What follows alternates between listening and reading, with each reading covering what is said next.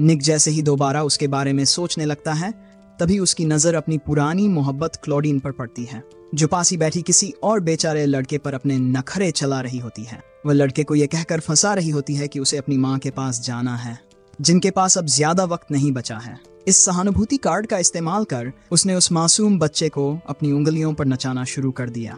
उसी समय निक वहां आता है और उसके पास खड़े होकर अपनी तीखी चुभने वाली बातों से क्लोडीन का पूरा नाटक धीरे धीरे खोलना शुरू कर देता है। नया शिकार बने लड़के को शक होता है और वह क्लोडीन से पूछता है, ये निक कौन है? क्लोडीन का चेहरा गुस्से से फटने को होता है। निक मुस्कुराते हुए उस लड़के को उसका गिफ्ट वापस थमा देता है और कहता है, यह तो उसका जन्मदिन भी नहीं है। इस एक लाइन से पूरी सच्चाई उजागर हो जाती है। कंफ्यूज बच्चा निक की तरफ मुड़ता है और पूछता है, क्या क्लोडीन ने जो भी कहा वह सब झूठ था? बाद में जब निक एक नए गुफा जैसे डंजन के नक्शे पर प्लान समझाने में व्यस्त होता है, तभी क्लोडीन अचानक प्रकट होती है और गुस्से में आकर उसके सिर पर जूस का पूरा गिलास उंडेल देती है। ये उसकी बदले की चाल थी, लेकिन निक पूरी तरह शांत खड़ा रहता है और बस इतना पूछता है, तुम्हारी माँ कैसी है? क्लोडीन अकेली नहीं आई थी, उसके साथ वह बड़ा बिल्ली जैसा आदमी भी था, निक, जिसका नाम था लियोन। उसने निक को डराने की कोशिश की और कहा कि क्लोडीन के साथ अच्छा व्यवहार करो।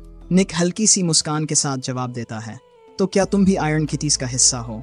बस इतना सुनना था कि क्लोडीन चीख उठी, वो आयरन किटीज नहीं, आयरन टाइगर्स हैं। माहौल गर्मा गया।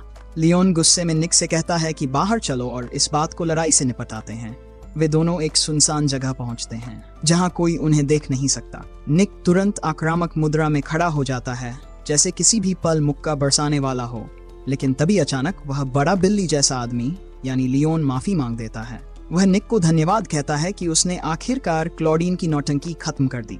लियोन यहाँ तक कह देता है, अब क्लोडीन तुम्हारी है, मैंने उसका काफी इस्तेमाल कर लिया है और वैसे भी उसके पीछे दुश्मनों की फौज लगी है, बिल्कुल तुम्हारी तरह। फिर वह सहजता से पूछता है, क्या तुमने भी अपनी पार्टी के नए सदस्यों को धोखा दिया है?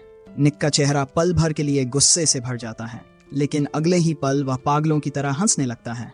उसकी हंसी पूरे माहौल को कंपा देती है। लियोन को लगता है कि शायद दोनों की सोच एक जैसी है, लेकिन तभी अचानक निक उसकी ठुड्डी पर एक जोरदार मुक्का जड़ता है, जिससे लियोन सीधा जमीन पर जा गिरता है। लड़ाई शुरू होती है, लेकिन लगभग तुरंत ही खत्म हो जाती है, क्योंकि बड़ा बिल्ली जैसा प्राणी हमारे शिक्षक निक के सामने टिक ही नहीं पाता।